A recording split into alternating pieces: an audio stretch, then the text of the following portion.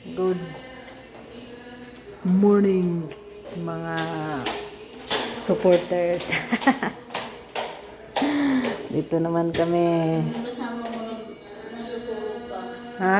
Kasama mo nagtuturo. Ayan na siya. So, dito naman kami ni ate. Hindi rin niya muna. Siya naman ang nagmap kasi kanina pa ako tapos nagwalis. So, sabay kaming kumain. Hinintay ko lang siya na matapos.